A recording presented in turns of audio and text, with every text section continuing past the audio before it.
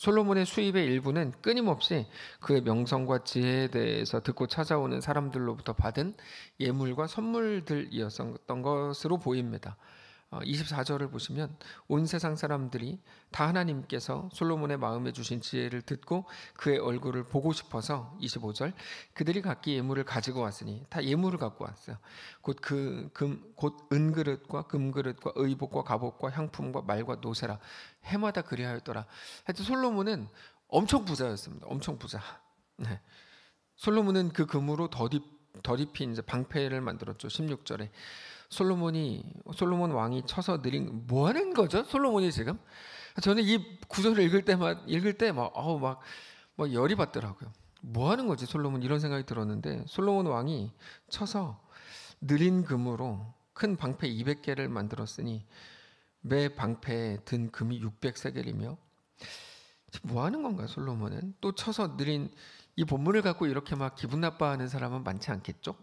느린 금으로 작은 방패 300개를 만들었으니 매 방패에 든 금이 3만에라. 왕이 이것들을 레바논 나무 궁에 두었더라. 200개의 큰 금방패를 만들었는데 이거 왜 만드는 겁니까 여러분? 혹시 아는 분 있으면 저한테 문자라도 좀 보내주세요. 이거 왜 만들죠?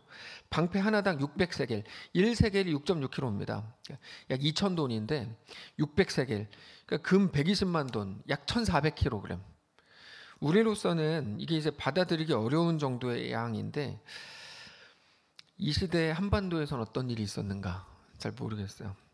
근데 솔로몬이 얼마나 큰 부자였는지를 알 수 있는 거야. 그리고 왼수가 있네요. 이 시대의 한반도는 어떤 시대였죠? 예, 이제 끝나고 이제 물어봐야 되겠는데 그 작은 방패 300개를 만들었는데 작은 방패 하나당 3만에 이 마네라는 건 신약 성경에는 문화라는 말로 바뀌었습니다. 문화는 아시죠? 세겔로 하면 약 50세겔 되는 양이고 3만에니까 150세겔. 그러니까 큰 방패에 비해서 약 4분의 1 양이 들어간 겁니다. 그래도 510kg입니다. 510kg. 이 엄청난 양이죠. 근데 재밌는 건 솔로몬이 이 방패들을 만들어서 뭐 했냐? 방패는 이제 막으려고 하는 거잖아요. 이 방패들을 만들어서 레바논 숲을 궁에 보관했습니다. 솔로몬이 정상이 아닌 게 분명합니다. 그 말은 전시용이지 전투용이 아니었다. 제가 왜 이렇게 얘기하냐면 11장에 가면 솔로몬이 하나님을 떠나거든요. 사실은 이미 하나님을 떠날 준비가 다 돼 있는 거예요. 우리는 많은 사람들은 솔로몬이 가진 지혜와 부와 명성에 놀라고 부러워하고 나도 솔로몬처럼 되게 해주십시오 기도하지만 여러분 그렇게 되면 큰일 나는 거예요. 솔로몬처럼 되기만 해보세요. 그럼 큰일 나요. 솔로몬은 정상이 아닙니다. 솔로몬은 과시하는 걸 엄청 좋아했던 사람입니다. 그래서 그렇게 한 겁니다. 그리고 솔로몬은 상아를 재료로 큰 보좌도 만들었죠. 18절에 왕이 또 상아로 큰 보좌를 만들고 정금으로 입혔으니 그 보좌에는 6층계가 있고 보좌 뒤에 둥근 머리가 있고 앉는 자리 양쪽에는 팔걸이가 있고 팔걸이 곁에는 사자가 하나씩 서 있었는데 이렇게 쭉 나옵니다. 상아는 솔로몬이 있는 지역에서는 나오지 않는 겁니다. 전량 수입해야 되는 물품이었습니다. 거기다가 상아는 굉장히 비싼 물건이기 때문에 솔로몬의 화려함과 사치가 거의 극에 달하고 있었다는 걸 보여주는 거죠. 다른 거는 기도하셔도 솔로몬처럼 되기를 기도하지는 마세요. 거기다가 솔로몬은 금과 은과 금과 사치품을 모으는 것뿐만 아니라 병거와 말들도 막 모으기 시작했어요. 26절. 나중에 보면 알지만 솔로몬이 했던 짓들 때문에 백성들이 엄청 괴로워했습니다. 그래서 이제 르호보암 때 나라가 2개로 쪼개지는 건데 솔로몬의 아들 때. 자, 26절 보시면 솔로몬이 병거와 마병을 모음에 병거가 1,400대요. 마병이 12,000명이라 병거성에도 두고 예루살렘 왕에게도 두었다. 이렇게. 이쯤 되면 우리가 궁금증이 올라오죠. 이쯤 되면. 오늘 본문이 솔로몬이 모았던 재산과 방패와 군사용품들을 우리한테 왜 이렇게 보여주는가? 이제 궁금증이 올라와야 됩니다. 우리가 말씀을 읽을 때 그냥 기록된 거 가지고 주님 나도 이렇게 되게 해주십시오. 이렇게 하고 끝내는 건 정말 지혜가 없는 겁니다. 오늘 말씀을 쭉 읽을 때 그 생각이 올라와야 돼요. 이거 우리한테 왜 말씀을 하시는 건가? 왜 보여주시는 건가? 도대체 이거를. 여기는 두 가지 중요한 의미가 있는데 완전히 상반된 두 가지 의미가 있습니다. 먼저는 하나님이 예전에 솔로몬에게 하셨던 약속을 확실히 지키셨다는 게 첫 번째입니다. 하나님은 솔로몬에게 엄청난 지혜를 주셨고 솔로몬은 이 지혜를 통해서 하고 싶은 것들을 다 했습니다. 다 했어요. 특별히 지혜를 가지고 개인적인 재산을 엄청 많이 불렸습니다. 아무튼 지혜는 하나님께서 주신 게 맞는데 지혜뿐만 아니라 구하지 않았던 부와 명예와 자랑할 만한 것들도 하여튼 솔로몬은 다 얻었습니다. 그리고 하나님은 솔로몬에게 이스라엘이 전에 맛보지 못했던 평안이라는 걸 주셨어요. 그래서 오늘 말씀의 제목이 평화의 시대인데 사방의 모든 나라들이 이스라엘을 향해서 전쟁을 걸어오지 않았고 정말 너무너무 평안했습니다. 그렇게 볼 때 솔로몬이 수집하고 만들었던 기병과 방패와 말들은 하나도 쓰지 않았습니다. 여러분 이거는 쓴 적이 없습니다. 쓴 적이 없어요. 과시용에 불과했다는 거죠. 그럴 만큼 이 모든 것이 하나님께서 전해 주셨던 모든 약속을 신실하게 지키셨다는 증거입니다. 근데 두 번째 중요한 건 이겁니다. 이걸 왜 보여주는가? 하나님께서 솔로몬에게 평화의 시대를 주셨는데 그때 솔로몬은 뭐 했냐는 걸 보여주는 거죠. 그러니까 오늘 본문은 상반된 두 가지를 보여주는 거야. 하나님은 그렇게 주셨다. 솔로몬은 그때 뭐 했는가? 솔로몬이 하나님이 평화의 시대를 주셨음에도 불구하고 계속적으로 이 표현, 하나님이 평화의 시대를 주셨음에도 불구하고 계속적으로 안정과 과시와 이름과 자랑을 위해서 계속 쏟아붓고 있었다는 거죠. 여러분 이거는 우리가 항상 가지는 너무 큰 함정이고 실수입니다. 지난 주일에도 잠깐 말씀을 드렸나요? 내가 가지고 있는 걸 계속 지켜내려고 하는 건 엄청나게 어리석은 일이고 가장 큰 영적인 함정입니다. 하나님이 우리에게 무언가를 주신다면 그거는 써야 되는 거지. 그거는 이렇게 어리석은 부자가 그러잖아요. 야, 나 이거 뭐 재산 많으니까 이렇게 해야지. 어리석은 부자, 너 그거 오늘 밤에 내가 네 생명 가져가면 뭐 하겠냐, 뭐 어떡하려고 그러냐, 이렇게 이제 말씀하시는데 바로 그거죠. 하나님이 솔로몬에게 평화의 시대를 주셨다면 그건 기회입니다. 그거를 지키라고 주시는 게 아니에요. 많은 성도들과 대화해 보아도 자꾸 그거를 지키려고 사기치고 막 그러는 일들도 많은데 그렇게 하라고 주시는 게 아니에요. 하나님께서 주신 좋은 것들은 솔로몬과의 약속에 대한 이행입니다. 다시 말해서 솔로몬은 하나님이 주신 것들을 생각할 때마다 볼 때마다 하나님의 신실한 이루심을 생각했어야 돼요. 죄송합니다. 자, 보세요. 하나님의 신실한 약속을 하나님께서 행하시는 분이라면 그게 믿음이 되어서 얼마나 더 놀랍고 풍요로운 삶을 살 수 있어요. 그렇지 않습니까? 게임을 하다가 목숨이 10개다, 100개다. 그러면은 그냥 막 해보는 거죠. 예. 근데 막 단양 가서 패러글라이딩도 하고, 단양에서 이번에 패러글라이딩에서 또 사고 났는데 10번째인가 12번째가 사고 났다면서요. 예, 그래서 저는 이제 그런 건 하지 않습니다. 근데 그런 거죠. 하나님께서 우리에게 신실한 약속을 이루셨다고 하면 그러면 그거를 가지고 하나님 신실하신 분이구나. 그럼 할 수 있는 게 얼마나 많아요. 너무 많잖아요. 너무너무 많잖아요. 근데 그렇게 하지 않고 오히려 물 들어올 때 노젓는다고 하나님이 좋은 거 주셨을 때 이거 이용해서 더 많이 준비하고 더 많이 쌓아놓고 더 많이 과시하려고 하더라. 그게 솔로몬이더라. 이게 오늘 본문입니다. 우리는 솔로몬이 이 모든 일을 하나님에 대한 믿음으로 행했다고 절대 볼 수 없습니다. 자기가 금으로 이거 만든 거, 근 1440kg 가지고 금 방패 몇 개 만들고 작은 방패 몇 개 만들고 이렇게 한 모든 것들을 하나님에 대한 믿음으로 행했다고 절대 볼 수가 없습니다. 왜 그런가 하면 사실 하나님께 좋은 것들을 받은 사람들이 성경에 여럿 나옵니다. 근데 그들 모두가 솔로몬처럼 행한 게 아니었어요. 하나님은 신실하게 그 약속을 지키셨는데 정작 그 은혜의 최대 수혜자였던 솔로몬은 그저 과시용, 그저 자기 자랑으로, 자기를 높이기 위한 수단으로 그 모든 재산과 군사력을 준비하고 있었다는 건 너무 슬픈 이야기죠. 하나님의 모든 신실하심에도 불구하고 그 수혜자들은 정작 하나님을 찬양하거나 높이지 못하고 하나님이 주신 기회들에 대해 온전히 쓰지 못하고 그저 자기 현재를 과시하면서 앞날을 준비하고 있었다는 거, 이건 정말 안타까운 일입니다. 믿음에 관한 가장 생생한 이야기를 우리는 이삭에게서 확인할 수 있습니다. 나중에 주일 오전에 쭉 나누겠지만 이삭은 하나님의 아들로서 아브라함과는 비교할 수 없는 하나님께로부터 좋은 것들을 많이 얻은 사람이었습니다. 물론 이삭의 잘됨과 큰 복도 솔로몬이 가지고 있었던 것처럼 하나님이 주신 겁니다. 그래서 믿음의 세대 1세대보다 2세대가 더 풍요로울 수 있는 건 어쩌면 당연한 것이기도 한데, 이삭의 복은 창세기 26장 12절부터 14절에 이렇게 나옵니다. 이삭이 그 땅에서 농사하여 그해 100배나 얻었고, 놀라운 일이죠. 여호와께서 복을 주심으로 그 사람이 창대하고 왕성하여 마침내 거부가 되어 양과 소가 떼를 이루고 종이 심이 많으므로 블레셋 사람이 그를 시기할 만큼 많았다. 이렇게 되어 있습니다. 이건 성경의 기록이고 엄청난 복의 증거는 우물이었습니다. 우물. 이삭이 가지고 있는 우물. 우물은 엄청난 복의 증거였습니다. 사실 그 시대로서는 우물은 단지 물이 있는 곳이라는 것 이상의 의미가 있습니다. 생명줄과 같은 거죠. 지금은 뭐 수도 시설이 워낙 발달해 있으니까 뭐 이런데, 근데 그 시대는 하여튼 뭐 지금 상상하는 것 이상의 이제 갑부였다는 걸 알 수 있는데, 그래서 블레셋은 생명줄과 같은 호화 시설인 이삭의 우물을 막아버리고 빼앗습니다. 12절부터 보시면, 다시 보시면, 이삭이 그 땅에서 농사하여 그의 100배나 얻었고 여호와께서 복을 주셨는데 사람이 창대하고 왕성하여 마침내 거부가 되어 양과 소가 떼를 이루고 종이 심이 많으므로 블레셋 사람이 그를 시기하여 그 아버지 아브라함 때 그 아버지의 종들이 판 모든 우물을 막고 흙으로 메웠다. 급기야 블레셋 왕 아비멜렉이 이삭에게 그 땅을 나가라고 하죠. 16절에 아비멜렉이 이삭에게 이르되 너가 우리보다 크게 강성한즉 우리를 떠나라. 이거는 이삭에게 대한 굉장히 폭력적인 행동입니다.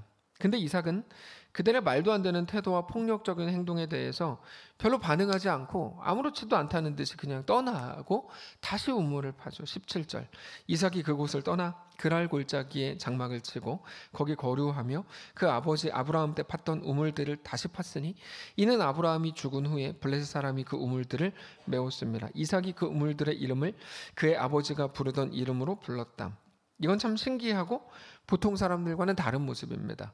보통은 자기 것을 더 모으고 어떻게 해서라도 내 것을 지켜내려고 하는데, 그게 솔로몬인데 완전히 이삭은 다른 모습이죠. 이삭의 모습을 존귀함이라고 부를 수 있을 겁니다. 어떻게 그럴 수 있는가 하면 두 가지 때문이었습니다. 내가 가진 모든 건 하나님이 주신 건데 너네가 뺏는다고 해서 나에게 주신 힘의 근원, 복의 근원인 하나님이 사라지겠는가? 그렇지 않다. 이거죠. 너네가 하나님을 죽이고 하나님을 없애면 그러면은 우리가 두렵겠지. 근데 그런 거 아니기 때문에 이삭은 괜찮다 이거죠. 어차피 하나님이 주신 거다. 이거. 솔로몬은 하나님이 주신 걸 어떻게 뺏겨 뭐 이렇게 생각했겠죠. 예, 핑계죠. 예. 근데 이제 이삭은 그 생각했고, 더 정확하게는 하나님이 우물을 설령 안 주신다고 해도 우물 때문에 평안한 거 아니다. 우물도 하나님이 주신 거다. 결국 니네가 우물을 빼앗고 내가 그걸 잃어버렸다고 해도 하나님 다른 어떤 것으로도 평안을 주실 수 있다. 바로 이 믿음이죠. 이 믿음. 솔로몬이 가졌어야 되는 그 믿음. 야, 주신 거 하나님이다. 그러면은 그걸 가지고 뭐 더 존귀해질 수 있는 거잖아요. 많이 가진 게 존귀함이 아니잖아요. 많이 가진 게 어떻게 존귀함입니까? 예, 거추장스러움이죠. 근데 많이 가진 게 존귀함이 아닌데 그걸로 어떻게 존귀함을 만들어낼 수 있는 건데, 이 솔로몬은 전혀 다르죠. 그래서 이삭은 우물이 아니라 하나님이 내 인생의 전부라는 것을 믿음으로 그 이후에 모든 걸음을 걷죠. 19절을 보면 이삭의 종들이 골짜기를 파서 샘 근원을 얻었더니 그랄 목자들이 이삭의 목자와 다투어 이르되 이 물은 우리 것이라 하매 이삭이 그 다툼으로 말미암아 그 우물 이름을 에색이라 하였으며 또 다른 우물을 팠더니 그들이 또 다툼으로 그 이름을 신나라 하였고 이삭이 거기서 옮겨 또 다른 우물을 팠더니 그들을 다투지 않으므로 그 이름을 르호봇이라 하여 이르되 이제는 여호와께서 우리를 위하여 넓게 하셨으니 이 땅에서 우리가 번성하리로다 하였더라. 이삭이 뺏기고 또 뺏깁니다. 에색이라는 말은 강탈당했다 그런 말이고, 신나라는 말은 적대감이라는 말인데 그렇게 뺏겼다는 말입니다. 자, 이삭이 힘이 없어서 뺏긴 건 아닙니다. 왜냐하면 블레셋의 아비멜렉도 네가 우리보다 크고 강성하니까 우리를 떠나라라고 한 거 보면 이삭이 엄청 강력했거든요. 힘이 없어서가 아니었습니다. 힘이 있었는데 왜 뺏겼을까요? 이삭은 정말 자기가 지켜야 하는 것과 지킬 필요가 없는 것을 구분할 줄 알았죠. 자기의 제한된 에너지를 어디 쏟을 것인가? 여러분, 이거는 굉장히 중요하게 우리가 늘 점검해야 됩니다. 내가 가지고 있는 제한된 에너지 어디 쏟을 것인가? 우리 에너지는 무한대가 아닙니다. 쏟아야 될 곳에 집중해서 에너지를 쏟아야 됩니다. 이삭은 우물 지키는데 에너지를 쏟고 싶지 않았습니다. 우리가 목숨 걸어야 되는 일과 에너지를 쏟지 않아도 되는 이 일을 구분해야 됩니다. 영원한 것과 본질적인 것과 없어져 버릴 것들을 구분할 수 있다면 우리는 정말 지혜자들이겠죠. 이삭은 영원한 걸 알았고 영원한 것을 위해 에너지를 쏟고 싶었지 다른 것에 쏟고 싶지 않았습니다. 왜냐하면 지금은 그거 할 때가 아니라는 걸 알았기 때문입니다. 왜요? 어차피 자기가 만든 복이 아니니까요. 우리는 자주 내가 잘해서, 내가 실력이 있어서, 내가 무언가를 해서 지금 잘 되고 있다고 생각하지만 이삭은 진실을 알고 있었죠. 하나님께서 주신 복이고 하나님께서 하신 일이라는 걸 잘 알고 있었습니다. 로또가 됐을 때 잠적하고 이사가 하는 거는 바보죠.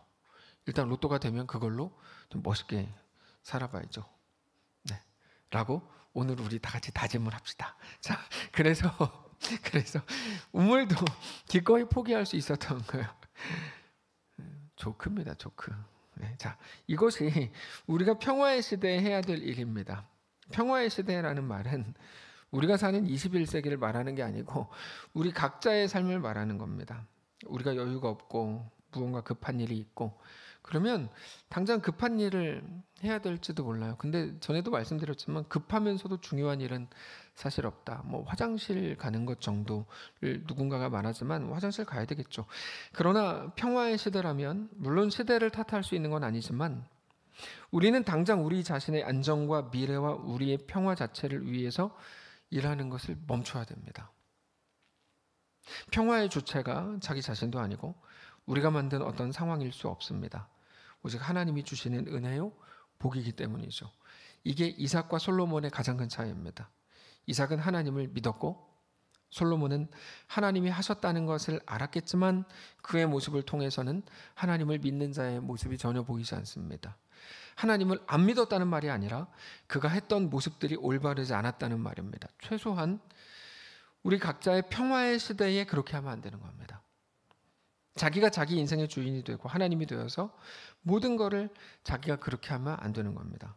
우리가 만든 평화가 아니고 오직 하나님이 주시는 평화고 특별히 그것은 분명 일시적인 것입니다. 일시적이라는 말은 우리에게 기회로 주어진 거라는 말이죠. 그게 아니고 내가 잘해서 만들어진 것이라고 생각한다면 그거는 결국 보상의 원리를 따른다는 건데 사실 그것으로는 계속 평화를 지켜야 되는 솔로몬의 모습밖에 가지지 못하게 되는 거죠. 하나님이 우리들의 가정에 평화의 시대를 주시길 원하십니까? 그렇게 하실 겁니다. 근데 중요한 건 그러면 그때 우리는 무엇을 할 것인가? 더 오랜 평화를 위해서 그 평화가 유지되기 위해서 더 안정적인 평화를 위해서 또 다른 무언가를 준비하는가? 그럴 수 없습니다.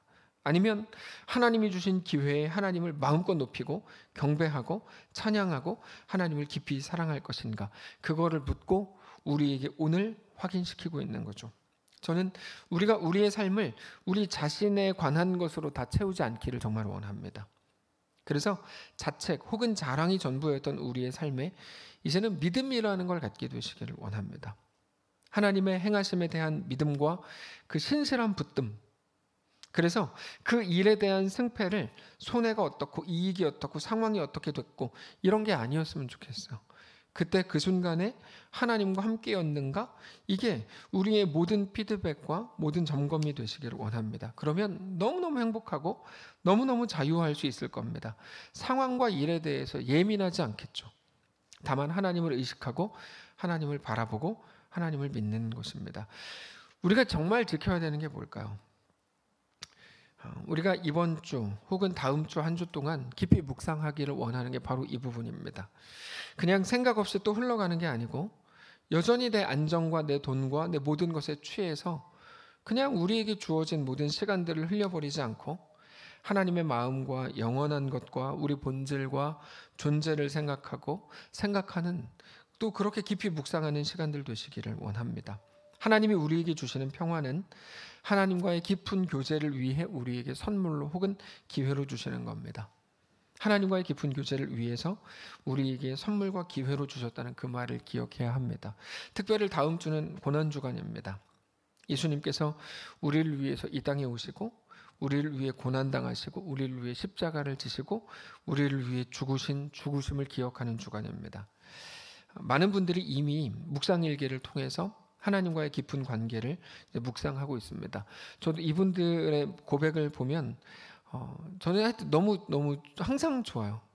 성도들이 쓴 어떤 선교일기, 묵상일기 이런 거를 이렇게 쭉 보면 와 진짜 이렇게 고백하네, 정말 놀랍다, 이런 생각들을 많이 하게 됩니다. 사실 놀라운 게 보통은 많은 프로그램들이나 뭐 교역자들이나 혹은 설교를 통해서 얻어갑니다. 근데 우리 교회는 그렇지 않은 교회가 너무 다행입니다. 우리 교회는 성도들의 고백을 통해서 같이 은혜를 나눈다는 건 전 정말 놀라운 일이라고 생각해요. 그냥 막 수동적이지 않고 은혜를 고백할 줄 알고 상대를 보면서 함께 또 하나님의 은혜를 나눌 수 있다는 건 정말 놀라운 일입니다. 특별히 이번 고난 주간에는 침묵, 진정한 쉼, 예수님으로 얻은 평안에 대해서 좀 깊이 묵상하는 기간을 가지려고 하는데, 이제까지 우리가 뭐 고난 주간이라 그러면 뭐 얼마나 아프셨나, 뭐 단지 어떤 일들이 있었나 이런 것들에 많이 집중해 왔다면, 이번에는 그것들보다 오히려 하나님이 주신 은혜, 하나님이 우리에게 예수님을 왜 주셨고 왜 우리를 구원을 하셨고 또 그걸로 인해서 나는 무엇을 얻었고 결국 어떤 생각과 어떤 마음과 어떤 태도와 어떤 묵상이 있어야 하는지에 대해서 깊이 생각하는 시간을 이제 다음 한 주 동안 가지려고 하는데, 결국 지금 나에게 주어진 나의 일상과 나의 시간과 나의 공간 속에서 내 인생에 대한 하나님의 요구와 하나님과의 동행을 깊이 생각할 수 있어야 합니다. 우리는 오늘 본문의 솔로몬처럼 많은 재물을 가지지도 못했고 주변 모든 사람들에게 인정받는 상황이 아닐지도 모릅니다. 그럼에도 솔로몬보다 더 존귀한 삶을 살 수 있습니다. 많이 가진 건 자랑할 일이 아니고 반대로 적게 가진 게 부끄러운 것도 아닙니다. 지금 시대가 아주 이상해지고 아주 못나져서 많이 가진 사람들은 그걸로 자랑하고 적게 가진 사람들은 그걸로 부끄러워하는 시대가 됐지만, 이거는 아주 이상한 시대이고 이거는 정말 말이 안 되는 모습의 한 부분일 뿐이지 성경에서 우리에게 그렇게 말한 적은 한 번도 없습니다. 초대교회 성도들은 정말 가진 것 없이 뭐 가난하게 뭐 감옥에 갇혀서 순교하고 그렇게 죽었지만 하나님이 그들을 향해서 이 부끄러운 자들아 이렇게 말씀하신 적 한 번도 없고, 솔로몬을 보면서 그가 많이 가졌으므로 그는 뭐 정말 존귀하고 위대하고 자랑할 만하고 이렇게 말한 적도 없습니다. 만약 우리가 신자라면 성경이 어떻게 말씀하시는지를 보고 그대로 우리가 살아야 할 겁니다. 다만 어디 있든지 무엇을 하든지 1달란트를 가졌든지 5달란트를 가졌든지 초막에 있든지 궁궐에 있든지 또는 광야에 있을 때라도 그 속에서조차 나와 함께 하시고 여전히 나의 주인, 나의 창조주, 나의 구원자가 되시는 우리 하나님을 깊이 묵상하실 수 있기를 정말 원합니다.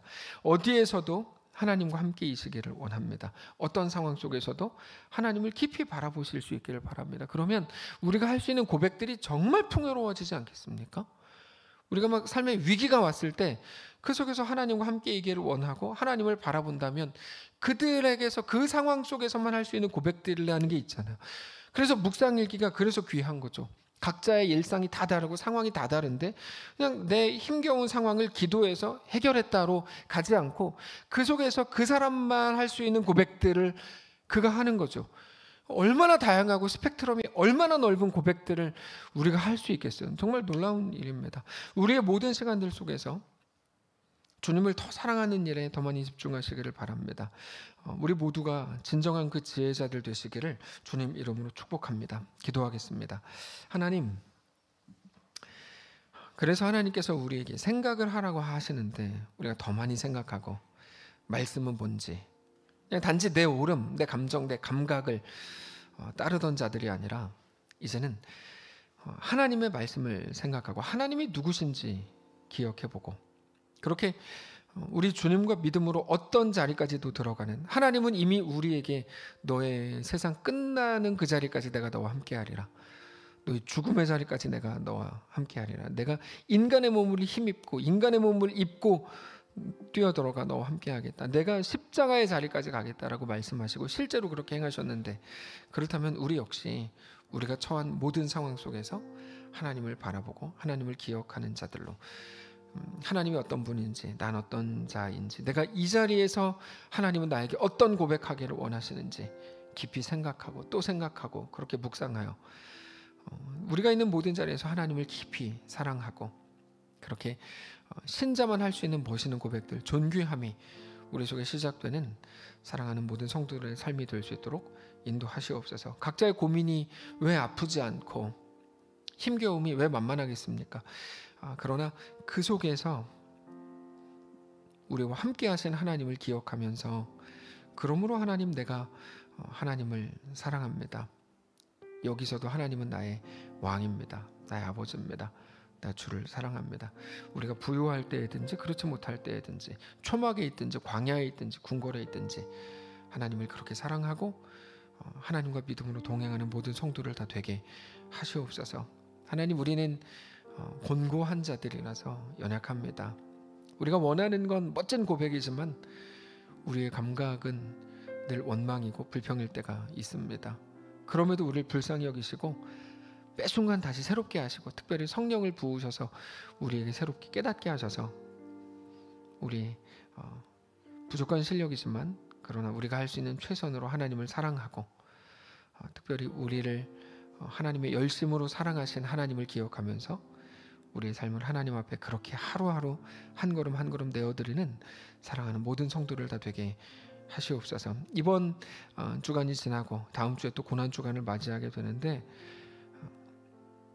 더 깊은 묵상, 더 깊은 생각들, 하나님을 더 많이 생각하고 또 하나님의 뜻과 내 자신이 어떤 존재인지, 하나님은 누구신지 깊이 묵상하며 그렇게 우리 주님과 또 동행하는, 그래서 의미 없는 한 주가 아니라 정말 의미 있는 한 주, 정말 우리에게 아주 강력하게 우리를 생각하게 하고 또 새롭게 하는 귀한 한 주 우리 인생 될 수 있도록 역사하시옵소서. 감사드리며 살아계신 우리 주 예수님의 이름으로 기도합니다. 아멘. 하늘에 계신 우리 아버지여, 이름이 거룩히 여김을 받으시오며 나라가 임하시오며 뜻이 하늘을 주는 것 같이 땅에서도 이루어지이다. 오늘 우리에게 일용할 양식을 주시고 우리가 우리에게 죄진 자를 사하여 준 것 같이 우리 죄를 사하여 주시고 우리를 시험에 들게 하지 마시고 다만 악에서 구하시옵소서. 대개 나라와 권세와 영광이 아버지께 영원히 있사옵나이다. 아멘.